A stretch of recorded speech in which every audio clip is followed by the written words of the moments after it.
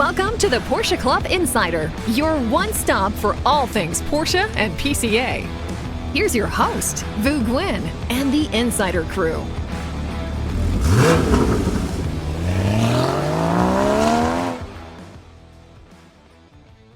It's here.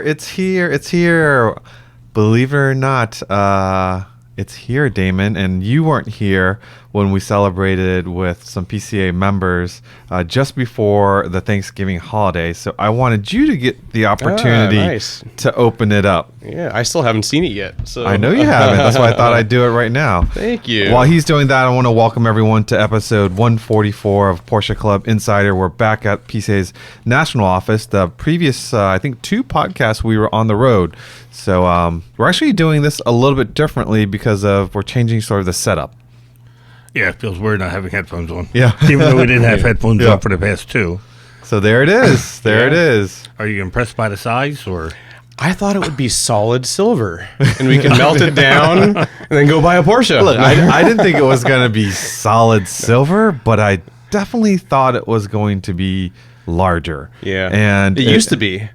And I didn't realize that. I didn't realize that. So that one came just like that in the mail. They didn't even put it in a box. And then this other larger box came, and I thought that was the plaque.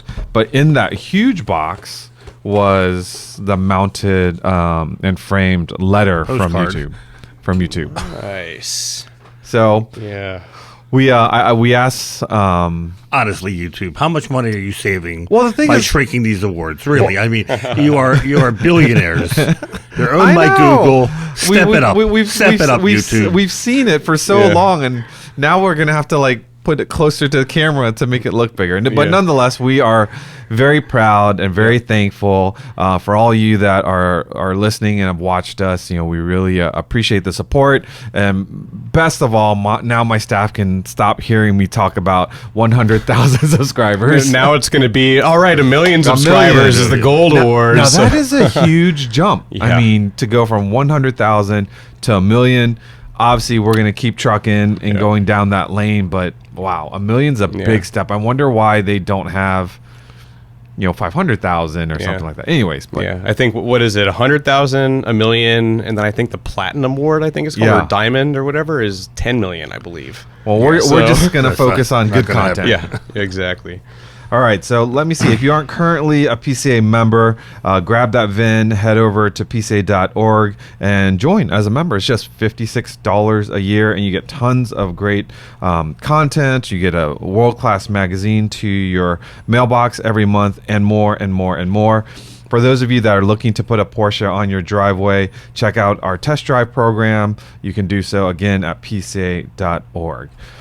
So how was everyone's Thanksgiving?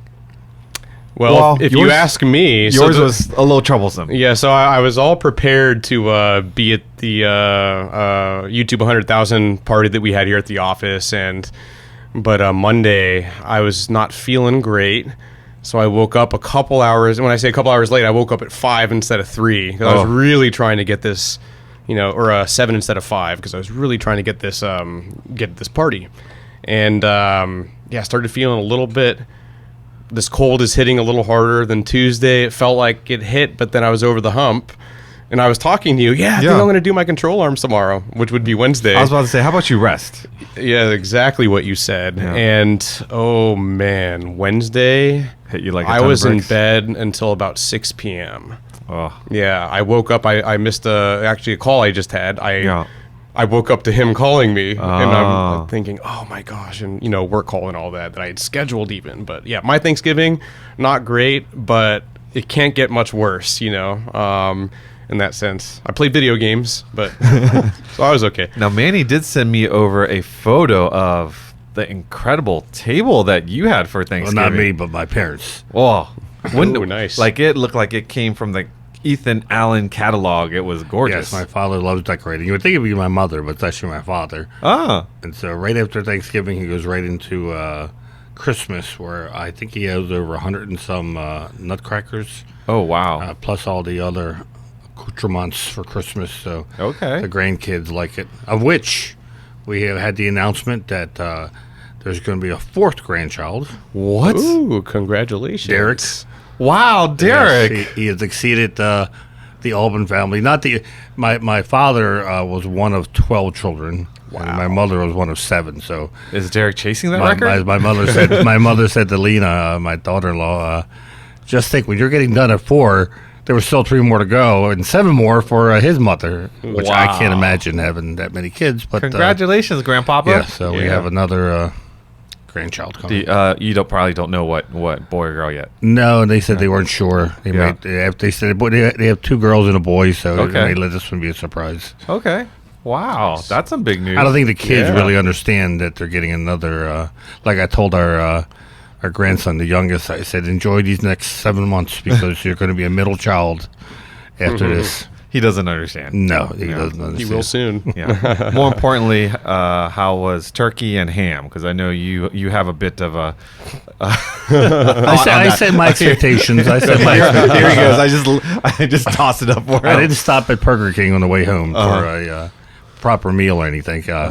It was It was good. Yeah. We had it at my auntie's house, and it was, what do you call it, potluck. But my auntie makes most of the dishes, but everyone brings sort of a signature dish. And because we have such a large family, I literally, and I'm trying to be healthy and all, I said I'm only going to take 1 spoonful of each item so I can say that I tasted. I don't want to offend anybody. Did you pull out one of those big spoons you hang on the wall? I took reasonable spoons of each thing, but it still created a mountain of food, and it took me a while.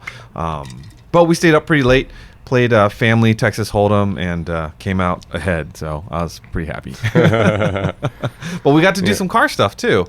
It was we haven't had 4 days kind of nonstop at home, being able to play in the garage, maybe drive our cars. It's also been pretty darn cold in Maryland. Yeah. Yes, it has. Yeah, it has been cold. I haven't washed anything in a while. But me neither.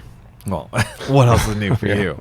I have to say, since we're talking about car stuff we did, so I did start changing the control arms on Saturday because I was feeling pretty good.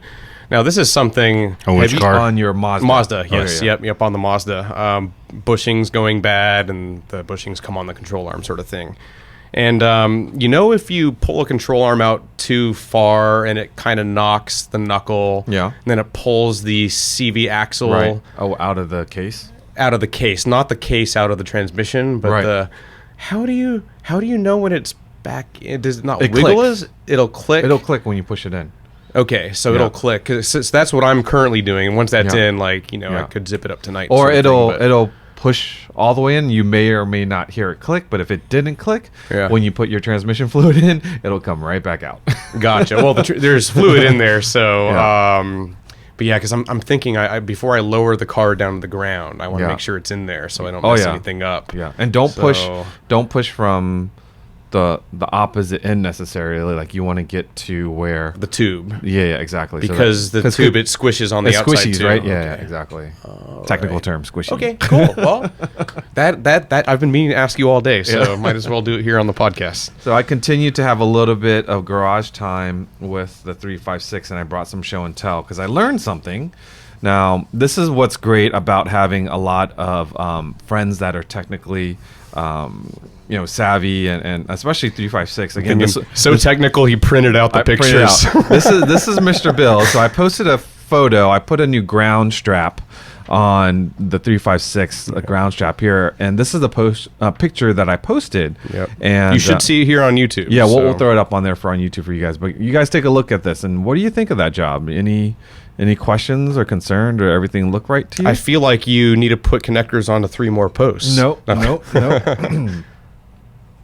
Yeah, exactly. So I after he mentioned it to me, so Sunday we have our kind of our little group Cars and Coffee at Dunkin' Donuts, and he's sitting there, and he just typical Mr. Bill. He's like, "Oh, nice job on that ground strap. Too bad you put it on upside down." I'm like, "What?" He's like, Did you know that the terminal on the battery cables are not, they're conical? Did you know that? No. I had no idea. I didn't know that. I don't know what that means even. So Means like that, right? so the C part, the terminal, literally. the terminal here, and also the post of the battery is not perfectly straight. It's, I see. It's conical, so it's smaller diameter at the top and wider at the base. And after he said that, it makes sense because when I put this on, It's like, doesn't fit right. it didn't fit very well. So That's a hammer can fix. well, I'm willing to admit that I did widen. Look, learn from my mistakes. This is why I'm sharing Those it with dang you Germans, all. they don't know what they're doing. That's why I'm sharing it with you all on the podcast. So Yep. I made it work because I widened the gap Yep. and when it went in, and then I tightened it. Yep. But when you tighten something that's conical, if you look here, you see how this one here is nice and tight around the post, and here is like a space. There's a gap, Well, guess what? When you flip it over, it fits perfectly, and when you tighten down, Did they say why it was designed conical? I'm assuming so that you put it on correctly. I don't know. Here's what it is. I bet you. Now, I could be wrong, as I often am, but I'm wondering if a battery corrodes enough, it's a little easier. When you first break it, it'll just slide right off. And pop right off. Maybe? I had no idea it was conical. So that I'm thinking if you did that the other way, what's the difference? because the conical now the wider side goes in first. I realize when I'm trying to get what would make it different if you install this upside down. Probably wouldn't make much of a difference in I how did. it I did functions. install it upside down. But what I'm saying is why did they design it? Why did they want you to install it a certain why did way? they design it that way? Yeah. Yeah, maybe like you said, when it pops off, it Yeah. pops off a lot I easier. mean, obviously, the battery, I mean, they maybe designed it for a unless battery. it has that something to do with the conical. positive cable where they were more interested in that. Yeah. I don't know. So for those of you that are listening, if you did you know that it was There's conical? gotta be a reason and why, then and why is it conical? But yeah, we're in this all the time, and I'm still learning stuff, and that's what I love about the 356s. This is from 1959, Yeah. and I'm learning about 1950. Yep. Is it 1959 related, or is it just general knowledge? So Yeah. I got a couple more things for you. Any idea what this is? I just bought this. That's a We'll tool. throw the photo up on YouTube for those of you that want to see. That looks like a tool to pull or push like a bearing or bushing or something, delicate. Like, IMS solution I can see how it almost. looks like a tool. So basically, it's a for those of you that are just listening, it's a metal sort of round disc looking thing with 4 bolts and spacers around the. Actually, there's 8 bolts. There's 4 bolts here on this side and 4 on the other. What that is actually a steering coupler.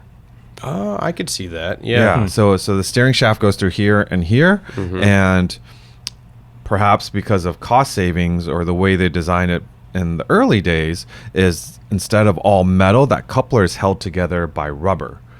And if the rubber deteriorates and this coupler separates, there's nothing to keep your steering wheel attached to your steering rack. Wow. How crazy is that?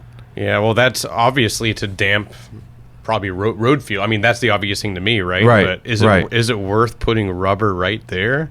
Well, Man. so this is actually from Allan Engineering. This is they sell I'm sure they sell OEM replacements. This is a sort of a modified version where it just uses all steel. Yeah. So that's that's on the list to do. Hopefully it's not too hard. And there's actually an access panel. If you open the trunk and lift the rubber mat, what do they call those access? Smuggler's boxes? Yeah, it looks like a 911 smuggler. they're Yeah, called smuggler yeah. box. In the 911, it's a smuggler's box, like towards the firewall. Yeah. This is just right above the steering shaft. And for those, since I learned this, I actually got to look into a smuggler's box for the first time recently. That's, I believe, where all the AC and HVAC stuff sort of goes. And in a 911. Yeah, in early It's in the fr- 911s yeah, it's in where the the front heater trunk. went. And It's a heater, but it's HVAC stuff. Yeah. Yeah. Cool. All right, and this is the last one. This is me being nervous about pulling the cable for the hood, and this is I would guess 56-year-old cable, and so with that fear and with my inspiration of what the 996 has behind the passenger headlight is I created a wire to connect to the same point as the latch release on the front hood, and then I ran this wire to the side where there's an existing hole in underneath the fender. And I think in the manual of a 356A it says if that ever happens, you're supposed to like snake a something in there and like find this and then hook it and then pull it. And I'm like, the odds of that being easy is slim. So I just ran a wire and did that. I was going to say, in case somebody gets stuck in the 356's frunk, huh? They can pull a cord and get out. I'm just fearful of things like breaking after 60 some years. So yeah, that was my home. That whole cars are rolling. I'm afraid of things breaking. I know. And so I did this and I posted. I was like, Concours people, please look away because this is definitely not Concours proper. But I'd rather be able to get into my trunk than to score well. And if you ever, this car definitely will never be a Concours car. Yeah, I could always cut it off and go back. Where do you think I got General winter tires? General brand? General brand. Okay. Where do you think they're made? And they're inexpensive. General I was going to tires? say Thailand, probably. I would say Thailand, Korea? Not even close. General. It's South not Africa. It's not U.S. Randomly. No. And it's not China. It blew me away when I was mounting them and I put them on the car. Wait. Something... Myanmar. Throwing out a really random fatherland, one. Germany. Really? General tires are made in Germany? I looked at it, stared at it. I'm like, no kidding. It says made in Germany on the tire. Made in Germany. I thought for sure it was like a Asian country. Yeah. I mean, the naming. Because they were like $100 a piece after the rebate. Yeah. And they got pretty good reviews. So I'm like, they'll fit the bill for the Z3 for winter tires. And interesting. And I was mounting them, and first of course I mount one side, and as I go to the next side, I just happened to glance at the outer edge of the sidewall. And I'm thinking, wait a minute, that looks like some funky looking arrows, kind of. So I looked closer. I'm like, oh my god, they're directional tires. And I scored a 50-50. The rear tire was correct. The front tire was incorrect. So I had to jack the one side. But did they up. mount them correctly? Yeah, they were mounted right. Oh, you just installed them incorrectly. I just did not realize they were... I didn't pick them up. My wife picked them up for me. And so I'm sure Igor Gennady would have told me, by the way, they're directional. Okay. So luckily I didn't mount them and drive them and not realize that they were directional. It just happened, like I said, corner of my eye, I caught that the outside tread was looked directional. And I'm thinking, oh, that's strange. Yeah, always look. But they're actually...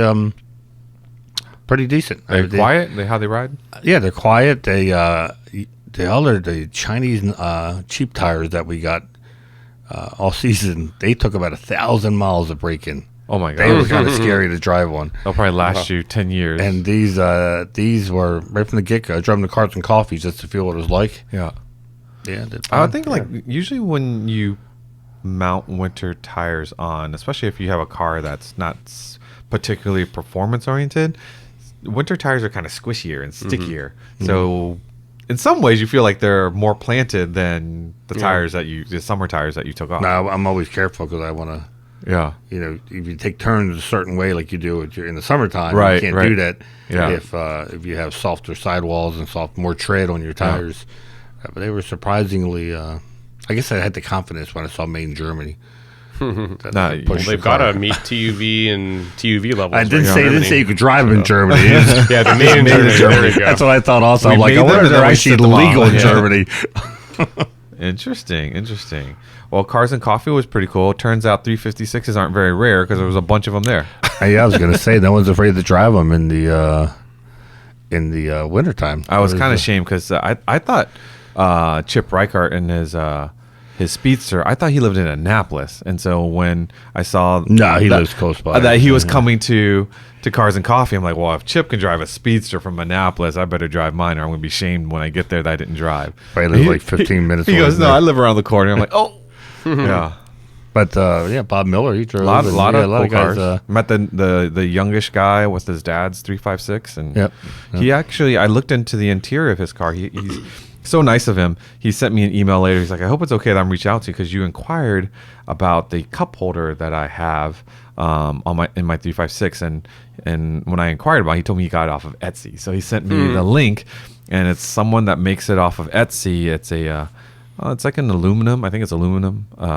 Sort of like looks like the letter B, but the top part of the letter B bolts on to the frame rail, and so you just have the bottom part where you put the cup in. It's very simple, like super simple, and you have to look closely to even notice that it's there. But yes, it's So does it mount to your driver's side seat? no or passenger Yeah. side. So does the passenger get a cup holder too? Or is it just I guess you this- could if you got two of them. Right. Yeah, but just got one. Yeah, Passengers can hold their drinks. yeah, Hands are for Has us. your wife ridden in the 3D6 yet? She has, Yeah? but she hasn't ridden in it with the full like clutch working and all that stuff. So So you gave her a ride when it was at its lowest. correct. Jonah has been in the car. I did take it to sort of this bike. It might as well, because if you decide to take it apart, he may be He'd be the one to put it back maybe together. your grandchild that never gets to see it. It's really I was invited to this sort of high-end car show right before Thanksgiving, or no, I think it was the day after Thanksgiving, and it was pretty cool. Like I was the only vintage cars. It was all hypercars, Lamborghinis, but it's funny when we pull up and all of a sudden people are like bowing down to the 356. I'm like, it's interesting to see young people appreciate. And they knew what it was, and they asked all sorts of questions about it, and that's pretty cool. Yeah, very cool. They asked what that liquid's coming out from underneath it. Yeah, exactly. What do we want to get into, Manny? Well, we haven't talked about unStock because we were last there when we recorded. I wouldn't say we took a 2-week break, but we did record 2 podcasts while we were out there. So we did take a 2-week break from recording. Mm-hmm. Yeah, unStock, I would say, was probably one of the best ever. We've got this recipe dialed in. Fantastic job on you curating the interior of what cars to park at IBOC. And, there's only, I think I can only remember one little snafu is I think a volunteer let what is it, cars? The IROC cars in an aisle that you weren't intending, but you quickly remedied that, and then everything else just flowed.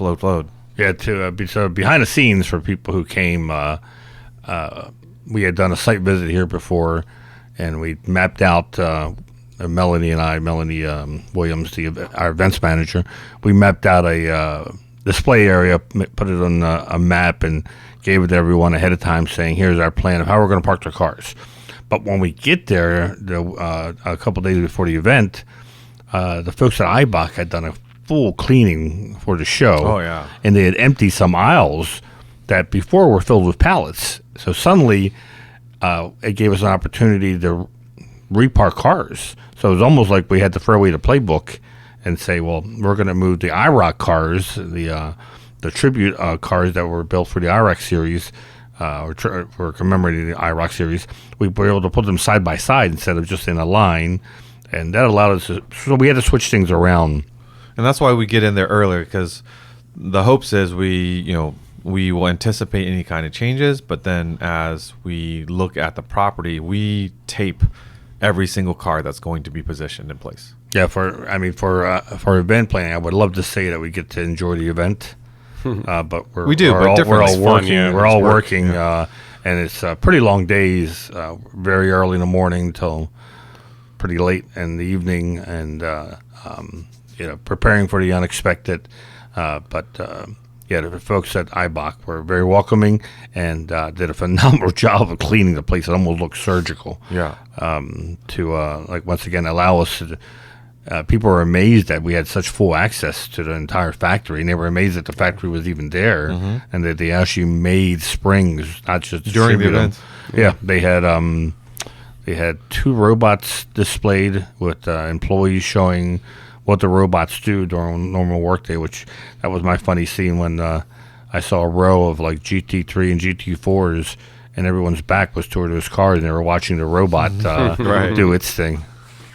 Yeah, we always look for a location that's going to be, yes, we're interested in seeing all the modified cars, seeing all the people, but giving people inside access to a location that they've never been to before, and seeing unique things. And Wilfred IBOC, as well as Christian from IBOC, they rolled out the red carpet for PCA members and all the attendees. And the location of the building is in an industrial area, which we're kind of left to our own devices. People, you only kind of know what's going on there, and you get there and you don't have riffraff around, and parking's plentiful. It's nice because sometimes, I love Monterey, but the stress level of managing the traffic at Monterey, and we also did something different this year I think it was different for this year for unStock, is the staggered arrival times. Did we do that before? No, we did that before. We did okay. HRE to try that because we knew parking inside was going to be a lot longer than parking on the outside. So it gave, and we have volunteers, but if some volunteers don't show up for some reason, it just gave us more breathing space by having the inside people come in a little earlier. It worked marvelously because 8 o'clock, you start seeing cars coming in, and then by 8:45, as most cars, the inside cars were done, I'm like, oh my gosh, the outside looks empty. I'm like, did people just bail on us? And then sure enough, 8:45, 8:50, the outside group starts rolling in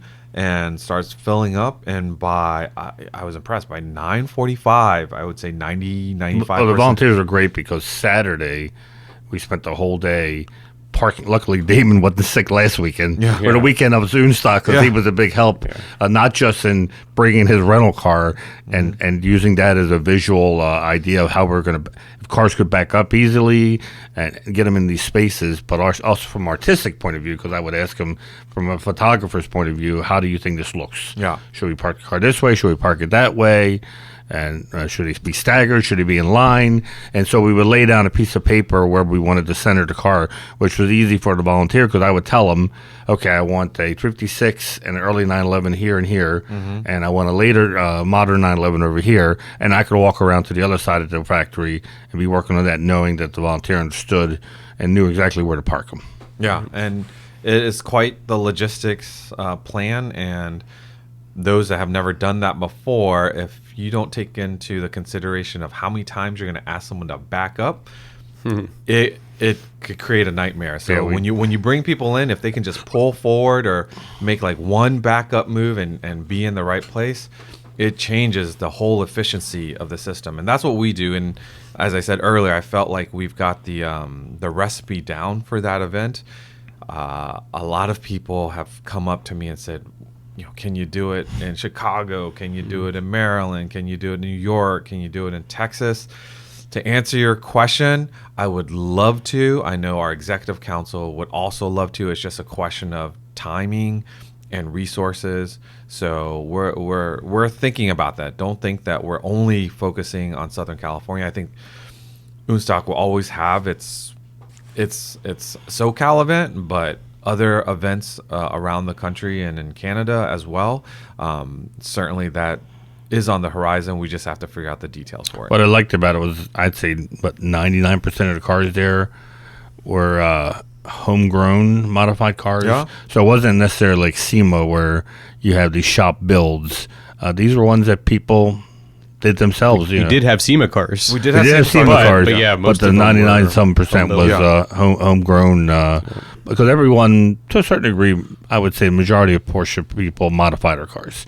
Be something as simple as wheels or something on the exterior, interior, but it's rare to see a fully stock car. So I think about the green car that we featured. So tastefully done. Not a wheels, lowered wrap. Not like 3 basic things, and that car looks so good and so unique. And shout out to that owner for bringing it out, and I think he also did a video and did some shout outs. So he was super excited that we covered that car in the video. Nice. Special thanks to all the volunteers that came out for unStock. Without them, it would not have been possible. Shout out to Monica and her husband and the crew from OC. We had some folks from Riverside actually show up as well, and they were greeting people from the beginning to the gate, leading them down the different alleyway, and getting everyone parked judiciously. And we also did something new. What'd you think of the new little program we introduced? The sound off? Yeah, the sound off. That was pretty cool. I think it was the first time, so we had to limit the amount of cars because obviously we've never done it before. But I think everyone who was there, it's kind of neat, right? Something different. Yeah. So I'll say, I was right behind each car because I was recording with my camera, which had a nice mic, and then just the voice recorder. Didn't use the voice recorder one because I was tuning it manually and make sure the levels were right, and the other one was automatic. I couldn't use that one because I wasn't fast enough. They just got so loud. Yeah. So the car that won, that white Cayman. So in the video, and this is nothing against the winner and all that. In the video, if you're not there in person, that white Cayman maybe sounded as good as I think the DJ's Cayman or Cayman S. GT4 Cayman S. Yeah. Maybe not quite as good, but you liked the DJ's car? Well, in the video, but what I'm getting at is actually, and because of other people might actually be thinking the same thing, why did that car win? If you were there in person, yeah, wow, that white car, I'm getting like goose pimples. Like you felt the sound just hit you and go through, and none of the other cars did that. Right, absolutely. So if you were there, that's why the white Cayman won. Yeah, and also that presentation is also everything too, because as he was coming up to the staging area, he kind of worked the crowd too. Like there's it's just like anything, presentation and then the actual sound and it's very subjective. Because it's very subjective. It's fun. We had 3 judges. We had Allan Springer, who was a Grand Marshal. For those who don't know, Allan Springer was one of the co-founders of Andal, which was basically the tuning shop that every winning 956, 962, 935, where eventually Porsche buys Andal, was modified at, as well as a former president of Porsche Motorsports North America. We had Mr. Eibach himself from Wilfred, Germany. Yep. Wilfred came; he was a judge, and we had the gentleman from KEF, right, who was an audiologist. And they were the 3 judges. So it can be somewhat, unlike some exhausts, which they measure decibels, we weren't going for decibels. We were just going for what the sound quality was. Yeah, the sound quality, not necessarily loud. But the one that won also was pretty loud. Yeah, but it sounded amazing. But it sounded good. There was something lost in the translation, too. Sorry, I had to do that. We haven't used that in a while. There was something lost in translation from, the video. Into the video. Like, that was that car. Wow. Yeah, anyway, so cool stuff. That was a wrap on unStock and the last of PCA's national events for 2024. We go right into Thanksgiving and then the holidays. We will have a raffle draw in December, and winners will be announced January 31st. But hopefully, we'll get to surprise. What car is that for? So the first car is Boxster. I'm sorry, 911 GTS, the hybrid one. Oh wow, that's the grand prize, and then Boxster Caymans for second. And I think we're up to like 5. If you're listening to this, 4 on last Tuesday, which is 2 Tuesdays ago. If you're listening to this, so I think 5 cars. 5 at this point. 5 at this point. And when does it end? It ends December 13th, I believe. So if you're listening to this podcast, you can still... This comes out on the 9th. Yeah, so you can still get in. Or you can call up the office and buy tickets, right? You can. I hear the ladies, when I walk by sometimes, taking raffle ticket purchases. Yep. Great odds, and we would love to surprise you. And each car has $25,000 cash? Yep, the car and $25,000 cash. And if you choose not to take the car, there's a cash alternative as well. The GTS would be pretty sweet. Yeah, honestly. And look, for $50, any of those cars would be pretty sweet, especially when you get $25,000 to help offset taxes. Yeah, but the GTS, I wonder what the allocation. Trying to get an allocation for one. But you know what? Like I said, you know me. I've been at a blackjack table with you, and I'm super happy when I win. Remember, people 1.5. People won't buy the lottery if it's only like 300 million. Right. Why walk in the store unless it's at least 700 million? That's so crazy. That's so crazy. Now, Damon, you stayed while Manny and I headed back. You had some special projects. I did. So I stayed because, and one of the reasons I went out there was, I wasn't going to go out there just for unStock. So I lined up a drive and also, I guess, reporting trip on the BB Auto 911 Targa Hybrid. Mm-hmm. So expect a panorama article sometime in 2025 and also a video sooner, either end of 2024 or early 2025. So that car, obviously, you've probably seen it if you've watched any of our content, particularly from Works Monterey 2024, where the car debuted and won People's Choice and Kids' Choice in the Porsche Classic Restoration Challenge. And that's all fine and dandy. I'm not really a concourse person. So what really got me was when I found out that car not only is an air-cooled 911, it's still air-cooled, but it also has a hybrid drivetrain. So it's a 400 horsepower Ed Pink Racing built flat six. And that's the same company that builds Singer's engines, unless it's the DLS, the lightweight one. So really great track record of building awesome air-cooled engines. Then Vonnen has the hybrid system, and they offer this. It's really expensive. I think it's like $75,000. It's like $75,000, and I'm not sure if that's installed or not. Hopefully it's installed. But it's a very, very cool hybrid system, and it maintains the 5-speed manual transmission in an air-cooled 911. So we've got... And that's 150 horsepower and roughly the same torque, I want to say. So they're estimating, it felt like at about 550 horsepower in that probably 3,000 pound now 911 air cooled. So I got to drive that. It wasn't in Santa Clarita and the Twisties. It was in Van Nuys, which is like a grid street pattern. If you know that area, you know that I did not drive it like full throttle, you don't all have the way the to room for Redline. it. Yeah. That wouldn't, no room for it. So they, I want to have get a gauge that told you the one I drove, the 997. He had his iPhone mounted and it told me how much power. Not for was this left. one. Not for this one. I'm sure they could set it up like that with a cell phone mount, or perhaps there was something in there. But I just left the hybrid system as it was, and it can be tuned, I believe. So whether you want it to come on only when you're the last 10% of throttle travel, or if it's boosting, Totally customizable. it's very customizable. I'm not quite sure exactly what the settings were when I drove it. I'm gonna have to circle back. That was quite another big day, but I drove it for about half an hour. And what I can say is the car, if you didn't tell me it had a hybrid system in it, you wouldn't know. You would just think it has, somebody built a really nice motor. Yeah. I mean, it did. I mean, even with just the Ed Pink 400 horsepower motor, that's enough. That's enough. Persuasion. That's more than enough. Right. Exactly. But what I did notice, I was able to get to about 6,000 RPM 2 or 3 times, and Verone was sitting there, and I'm like, all right, I'm going to get on it because this is, open road for a short spurt.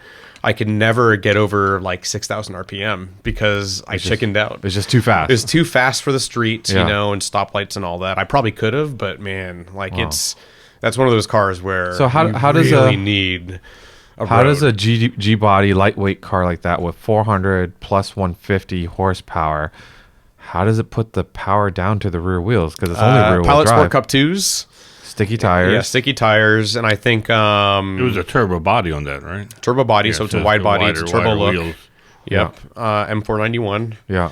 And it has a lot of elephant racing suspension in it as well. Okay. So sticky, wide rubber. I want to say it was like 265s or 275s in back, and it didn't feel like it was going to squirrel away or anything. Oh, it was okay. just a lot of power. Yeah. So in that sense, it was kind of crazy how it, full throttle in second isn't going to break the tires. It's not a turbocharged car, right? Right. But then right around like 4,000, you start knowing that the motor is there. You can really feel it pick up. Wow. So if the motor is there before, I'm not quite sure, or if the engine itself is just starting to peak around then. But I think the electric motor, you start to feel it around then. The assist. And it's a pull. Yeah. Wow. So And everything's seamless. driven to the rear wheels. It's not like some hybrids where the front axle is being driven. Yeah, exactly. This is everything in the rear wheels, Yep. right? Think almost exactly like the Porsche's own hybrid system on the PDK Carrera GTS, only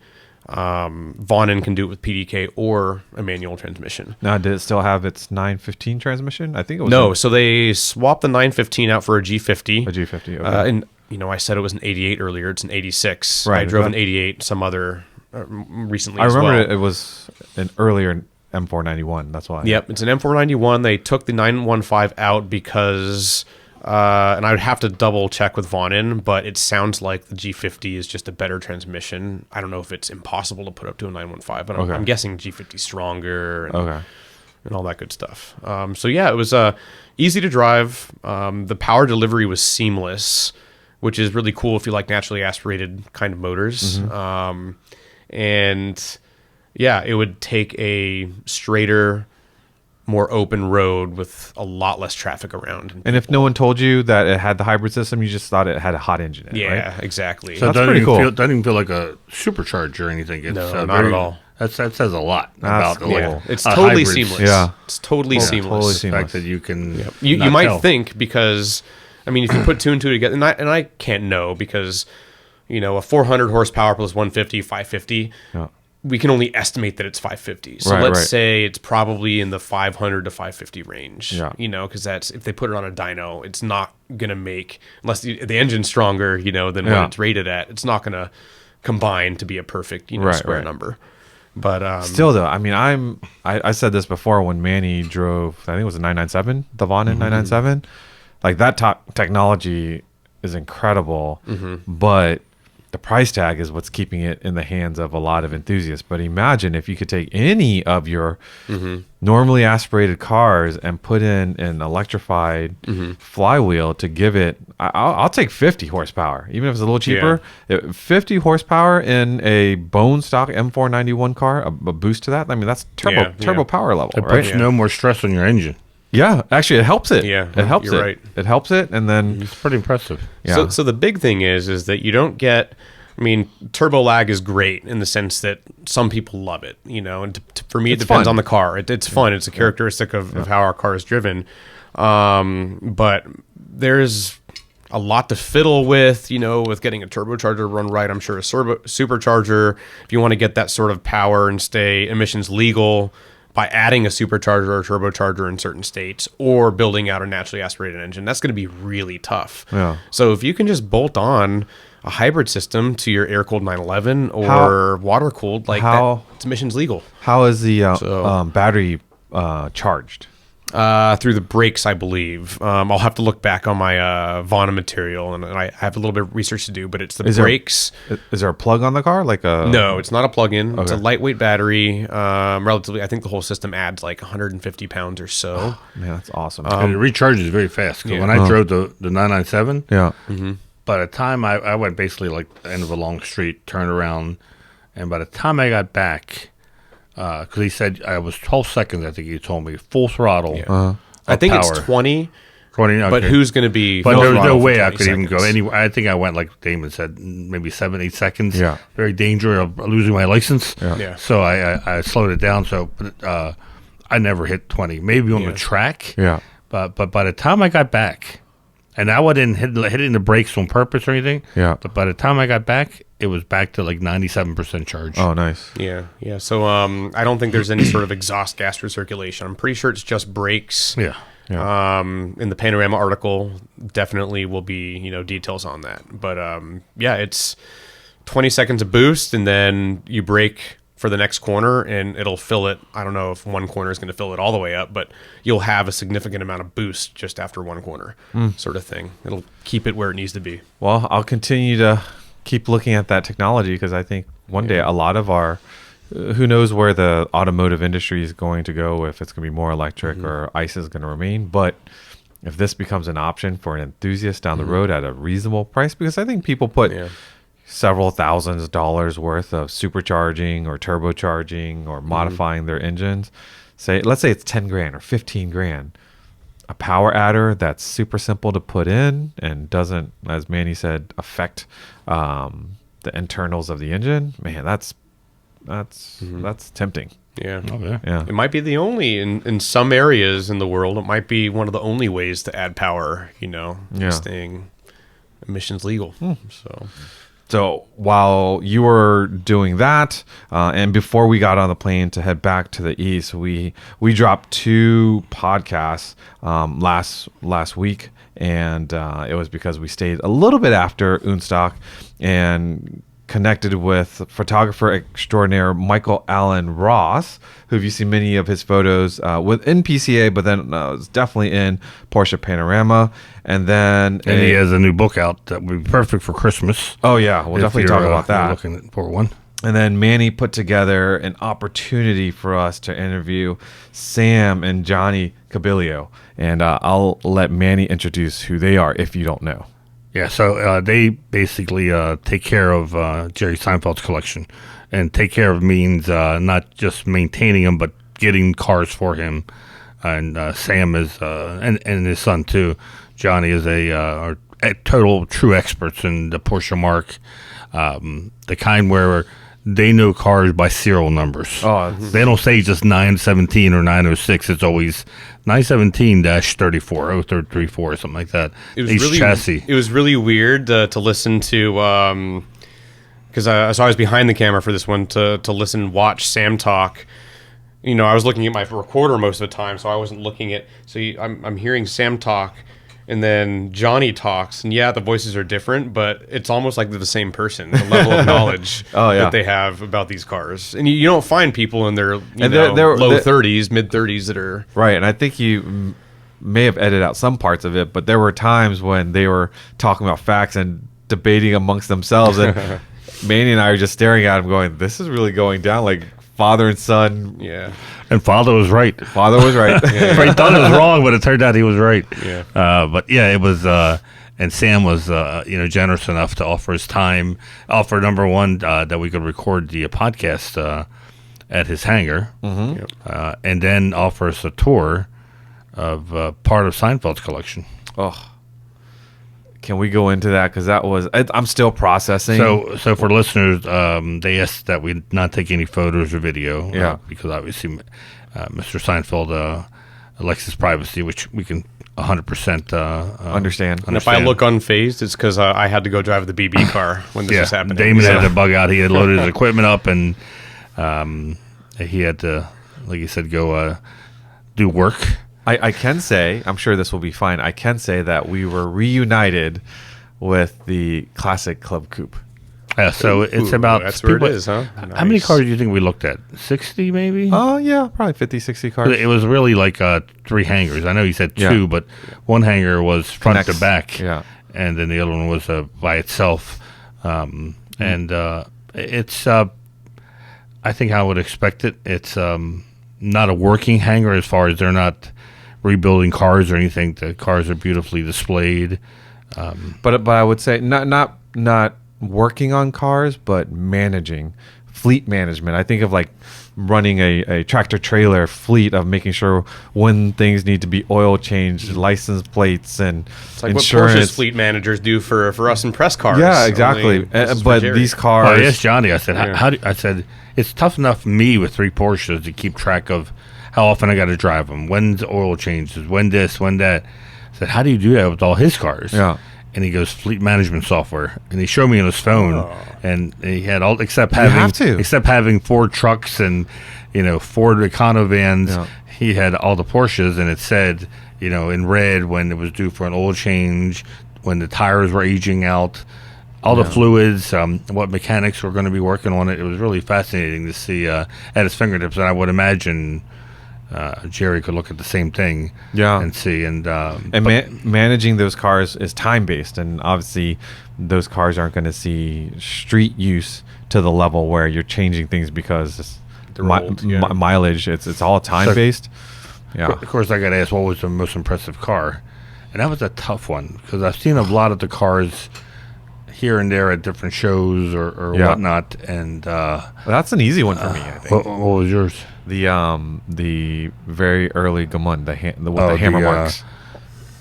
Was it a 49? That was 49 or 50. It was like a relic. I mean, it was the Gamoon, for the listeners who don't realize or don't know what that means. It means a car that was built in the first factory, which was not in Germany but in Gamoon, Austria.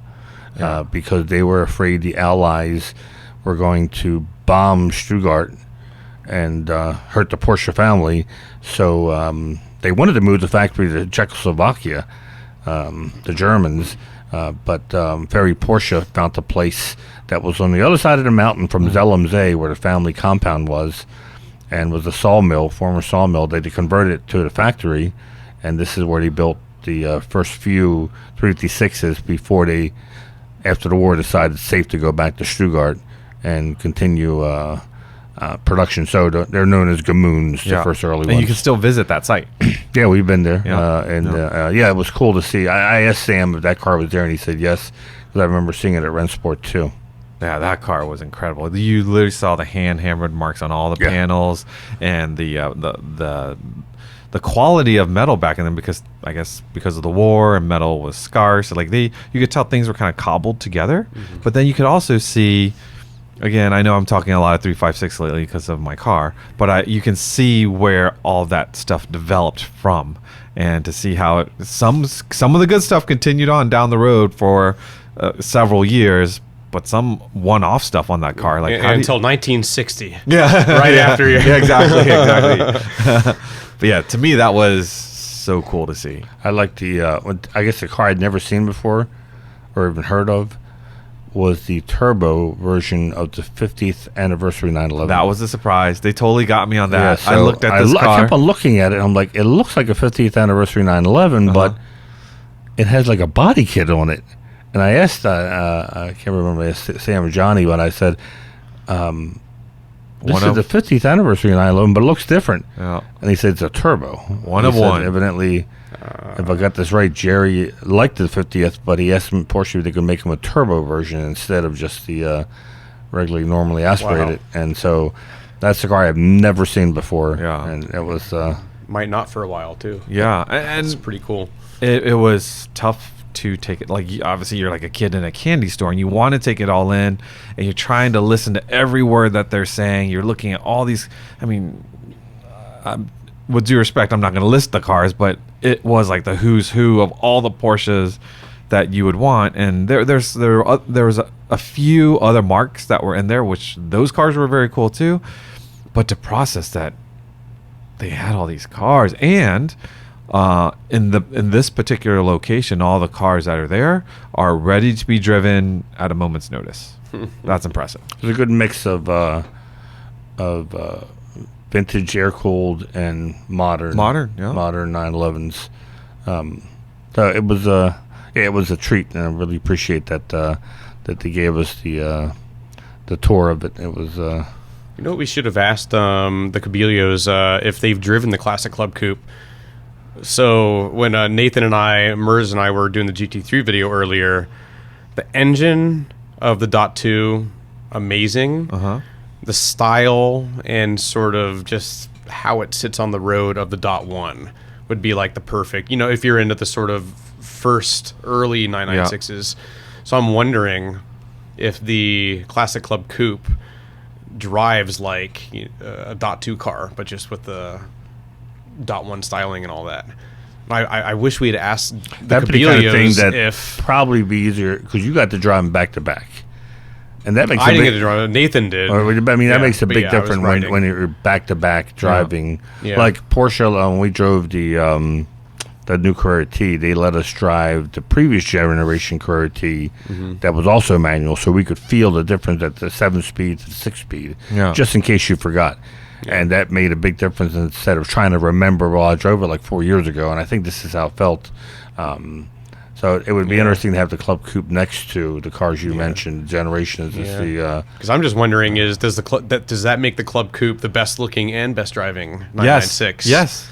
Like, the answer. Yes. I'm not objective, but yes. It was great to see.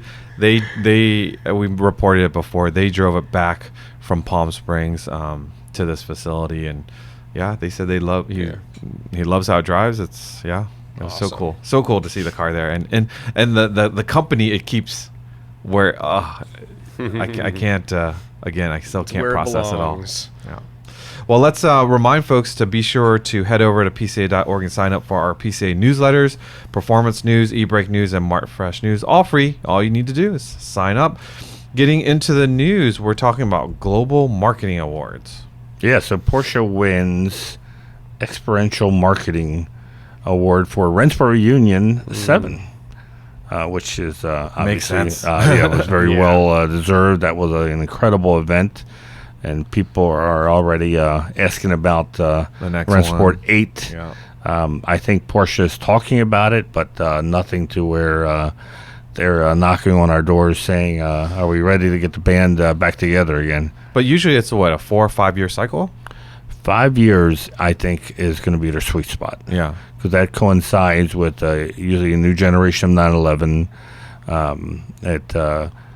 It's for I think for PCA, so it's PCA Porsche Cars North America that puts this event on, not Porsche AG, and this is a huge resource drain on the company because they're busy already all year round. You throw in Rennsport, and Rennsport's become bigger and bigger. It's like the movie The Blob. It just keeps on getting bigger and bigger. Expectations get higher and higher. So, now they got a top 7. Yeah. So they can't just think, we're just going to get the band together and repeat what we did in 7. They got to make it even better. If I were to guess, 2024 was probably the year that they took a breather of not having to do much with Rennsport. But much like with PCA and planning Porsche Parade and all of our national events, 2025, they're probably going to have to start dusting off the playbook and start looking at venues and thinking about themes. We just have to make sure we don't do a parade that year. What's that? Oh, I don't think we can pull can you move Rennsport again? Like we did last time, so they wouldn't conflict with our parade in Monterey. Exactly. But yeah, it's an award that's well deserved. Congratulations. Aisha Coker, who was on our podcast not too long ago, she headed the whole effort, and boy, did it pay off. We were there almost a week, and I know I didn't see everything. I mean, we were pretty busy being on our little island and running PCA stuff, but I can't imagine what they have in store for number 8. Speaking of Aisha, one thing I did before I got on the plane, coming back from the unStock trip, was I got to share a morning/afternoon with Aisha and Rob Sass and one of our photographers, and we did a photo shoot, and she spoke to the fashion and design school in Los Angeles because that was her background, and it was so cool to see younger generation come out with all of the things that they've designed and take a look at the Porsche. Rob brought the 911 Turbo Cabriolet and talked to him about the linkage between fashion, design, car design, and stuff. So that'll be coming up in an upcoming issue of Porsche Panorama. So look for that. Aisha's doing some big things. Yeah, very cool. All right. Were you in the photo shoot? I was not. In fact, it's pretty funny. I was, you're going to a fashion place. I'm like, what am I going to wear? I brought stuff for unStock, and I'm not like super fashionable. So I'm like, you know what? I guarantee you change shoes. I definitely changed shoes. So I brought my Doc Martens, my black and whites. I brought my black and whites, but I was like, I'm going to go simple. I'm just going to wear like all black and my black Doc Martens, black and white Doc Martens. So as I walk up to where the car is parked in front of the school, I see the photographer guy, I see Rob. So I just walk up, and the photographer doesn't know who I am, and nor should he. But as I'm walking up to the car, he makes like a beeline for me. He's like, oh, we're just gonna be here for a little bit, and we've got permission. Like he goes through this whole spiel, and Rob's kind of chuckling because Rob's sitting in the driver's seat. He turns around, he's like, "That's my boss." he thought you were the cop. He thought I was moving the car. That's funny. Wow. So you got the cop vibe. I had the cop vibe, and maybe it was the aviators and the haircut. And yeah, I'm just thinking of you, Aisha, and Rob walking up to this design school wearing whatever you're wearing right now, and I chuckle a little bit. I will share with you all some of the photos that I took. It was a very cool experience. Yeah, I would show up with this, my jacket back there, and my nice shoes, which are not nice anymore. So. All right, the next one is interesting. I hadn't heard this one. This one has to do with a recall. Yes. So I was wondering about. So this recall is that the Macan EV has its first recall. I'm sure you're probably thinking I didn't even realize it was out yet. But this is more. It looks like a programming error on the headlights, which I wonder how many people are going to actually get it done. Because if I owned the Macan EV, I would tell a dealer, do not touch these headlights, because they're set to European standard, Brighter. which is brighter than the U.S. Keep it, of course. Who would want to take it away? Yeah. I'd be like, you're not touching do not touch the headlights. You can tell them you did the reprogramming and check me off the list. But so is it aim or is it just brightness? It said brightness. Just brightness? Yeah, it's the standard of which the European Union has versus the United States. It's just simply there's no parts required. It's a simple reprogramming at a dealer, and I guess someday, but not now. But they didn't mention it. But I'm sure eventually you can just do this remotely. Over the air. While you sleep, you lose your brightness of your. I'd be upset. Yeah, I know. Yeah, that probably means there's a way to get it back. That's the same thing I thought too, Damon. Was everyone's probably thinking, how can you do this on the gas engines? Put mine to a European brightness. Yeah, probably. So I don't know if it'll be the same with newer cars, but I know in like my Golf, my old Golf 2015 model, I think it's called OBD11, but this particular company, there are companies who you can kind of like hack your car and do all sorts of stuff and not need like a Durametric. So I'm like crossing my finger that somebody comes out with something like that. And that's where we lost Damon. Anyway, just kidding. I would like to hear from any listeners if they've had any resolution to the center lock. Oh, I was going to ask you that issue. So I reached out to someone inside Porsche, and they said that right now it's a case by case basis. It's not a blanket. We're replacing every single one. What they're doing is inspecting every single one and replacing ones that need to be replaced. So I would be interested if any listeners have had their car inspected and consequently either said they're okay or have had new parts orders. Is it a stop drive? Yes. Stop drive campaign.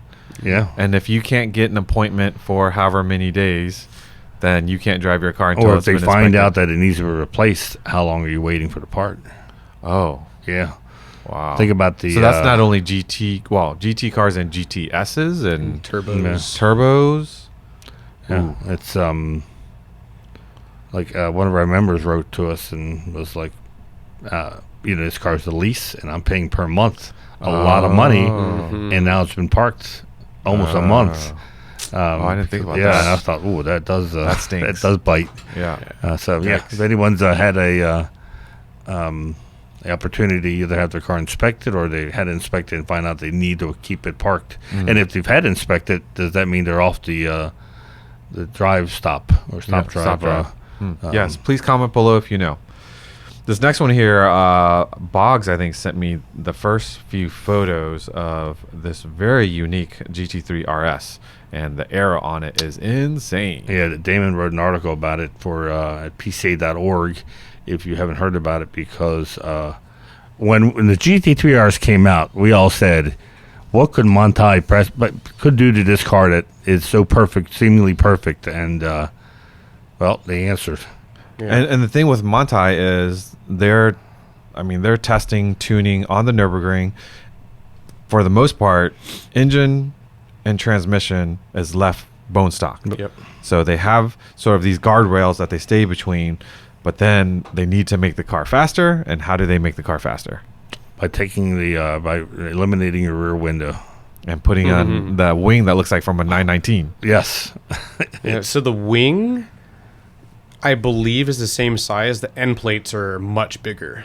What's that center piece called? The shark fin is what Shark Porsche's fin, calling it. Yeah. So at first it looked like it was helping to hold up like the center of the wing a little bit, but that actually looks like it just sort of curves around the wing, and that's for directional stability. So when I saw that, I think the first picture that Bogdan had sent was one from the top 3/4, so the rear window you can definitely see is not there. And that reminds me exactly like a prototype. Well, I guess it would be a hypercar nowadays, a hypercar race car. They all have those fins, the shark fins in the back. So will that car be road legal? Yeah. In the U.S.? So how does a car without visibility to the back? Cameras. Because it's all required. Cameras are required in the U.S. Oh. Yeah, which is why I believe you couldn't get... I could be wrong, but I'm pretty sure that's why you couldn't get the infotainment system delete in the U.S. with these GT cars, because you need a camera. So my Z3 doesn't have a window. Yeah, I know, right? So there are a few other things. It has a window, just cloudy. Yeah. So it does have the end plates are bigger. You know, the rear window is now carbon with a shark fin, and much bigger diffuser. Front splitter is bigger with like these carbon fiber supports in the front. But what you can't see, other than I guess the aero fan on the rear wheel, is that they replaced the shock absorbers in the suspension. So it's funny, the GT3RS already has probably the best shock absorbers on any stock Porsche that comes out, and they're, you know, manually tunable, you know, on the steering wheel, along with the diff lock and I think a couple other settings. Manthey took those shocks, threw them out, and then put something else on there, and then had to tune it. Right. So the level, and when I say tune it so that when you're tuning it, you know, each level step, you know, on the dial, you know, corresponds to what you think it's going to correspond. It's not going to be like you go up one click and it's stiff as a board, you know. Yeah. So they put a lot of work into this, and to have these shocks, I feel like, in match to the programming, it's a much bigger job, I think, than the car looks, and it looks pretty insane. Yeah. So, and again, as I said earlier, they have to back this up. Yeah. Warranty. A warranty. Yeah. They have to back it up with the times that it puts down at the Nürburgring, which I haven't seen yet. Well, this is one of the reasons why they did this, was because when they originally set the record for the GT2RS, was it Lamborghini or Ferrari? There's the Huracan Evo Performante. They complained that it wasn't a factory car; it was a tuner car. Yeah. So they decided to make it the kit, the transform the car available to the average consumer, so they could say, no, this is actually a factory car. Yeah. And so with this, they're going to have a waiting list for people who, because it's first of all, the people who can afford this can afford a GT3RS, you know, vice versa. If you want to have a different car, you know, graphics are one thing, but pure performance, even have the little things on the roof, to redirect the air, and everything's functional. There's nothing here just to make it look cool. You know, everything's been tested because, as Damon mentioned, their driveway merges onto the Nürburgring. Yeah. So the question is, and you just mentioned the name, is the GT2RS. If this is as wild as it is, the GT2RS has to come out, and then I saw somewhere it said 2026. Yeah, and then will Manthey have his hands on that? Yeah. Honestly, all they got to do is add turbochargers to both cars, Manthey and Porsche, right? Well, you can say that simply, but they don't do that, right? Because there's also balance, and there's also other parameters that they have. So this is already wicked, but imagine a Manthey version of the GT2RS down the road. So the GT2RS 997 and GT3RS 997, the .2s, there was, I believe, like slight suspension, like spring rate tuning or in a roll bar. There was something, but it really was just they added a turbocharged engine to the GT3RS. I think that could work amazing with the GT3, because what else are you going to do? But we're always surprised. You never know. Never know. Electric turbos for sure. Yeah, exactly. That's what I think. All right, well, let's get into some event news. Works Reunion, Amelia Island. The first sort of big show for 2025 is March 7th at the Amelia River Club. We have Treffin Homestead. That'll be April 30th to May 4th in Hot Springs, Virginia. Registration for that opens February 5th. And again, if you've never been to a Treffin Land event, know that registration sells out very quickly. We have limited spots there. So do your homework and learning when and how you need to register for that. Porsche Parade's going to Oklahoma City, July 6th through 12th, 2025. All year, we will be celebrating PCA's 70th anniversary. So all of these events will have some sort of 70th anniversary celebration attached to it. The 70th anniversary cruise, Treffin at Sea 2025. We will be sailing August 30th through September 6th. Going out of New York, we have already hit and crushed a bunch of records. We are already at 800 PCA members on the cruise, and it's December. We're not sailing until July 6th. Even Princess was floored at the registration levels there. Videos. We dropped iconic Porsches at Broad Arrow and the unStock video.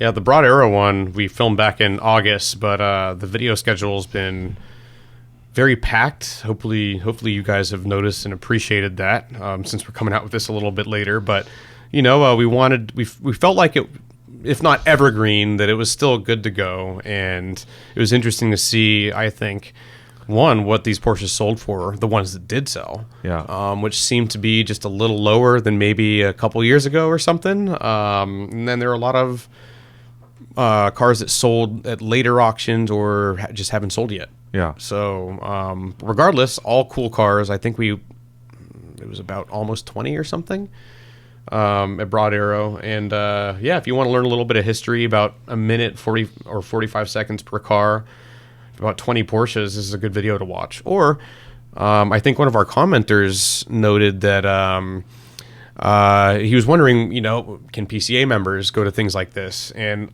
I believe you replied to this. It was free for PCA members, actually. Yeah. So for Broad Arrow events, PCA members can sign up and go for free. Yeah, and this wouldn't necessarily. Would this be the whole Motorlux thing too? Like evening? No, Motorlux. No, because the daytime stuff is what. Yeah, So if you want to walk around and see the cars, and which is when I wanted to be there. And it was, as really cool thing. Damon said, we deliberately went there knowing that we were going to film. We were there really for Works Reunion Monterey, but because we had the opportunity and he's got his gear, I worked him hard. We walked around in the heat. He was like, "Are we done yet?" And I kept going.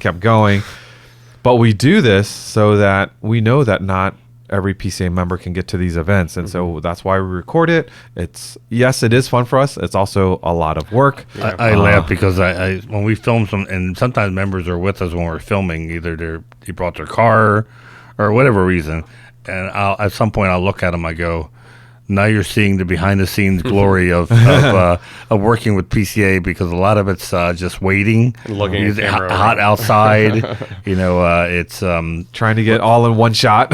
We get to see the highlights in the film, but other times it's us waiting for the opportunity to film the car, waiting for the right lighting or whatever.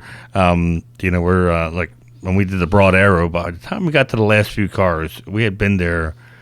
I thought we were going to do like 10. We were going to do half of them inside. I think we had been there like 6 hours. Yeah. We were also doing a story on the GT2 993, and we were pretty much exhausted by the time we got to the last one. But there's a lot of cars that we figured our members would love to see, and we wanted to cover. So by the time Motorlux came, I don't know how much we really enjoyed it. We got to network with some people, but I think I ate like one thing, and we might have gotten in and out on the way home.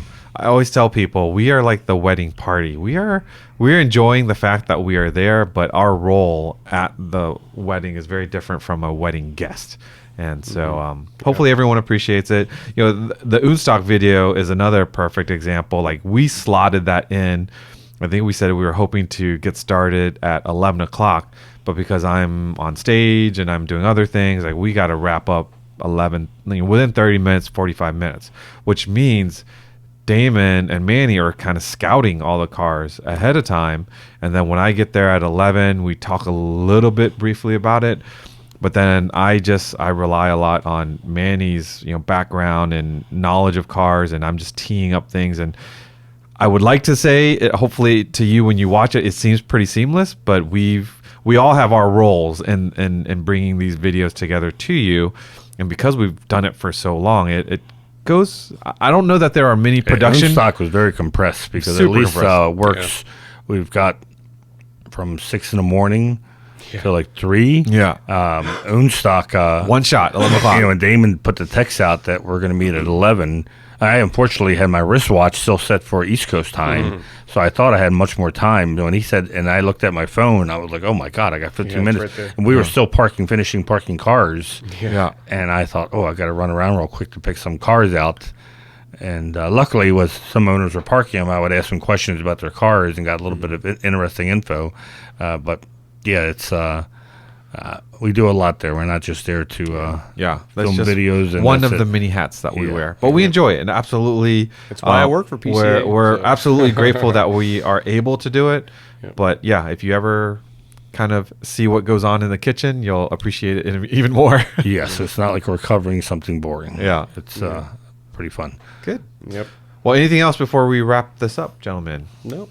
No. Well, thank you for listening. Hopefully you had a wonderful Thanksgiving. And as we go into the holiday season, we wish you the very best. If you aren't currently a PCA member, again, grab that VIN, head over to PCA.org and set yourself up with membership. If you're looking for that special Porsche, we have the test drive program.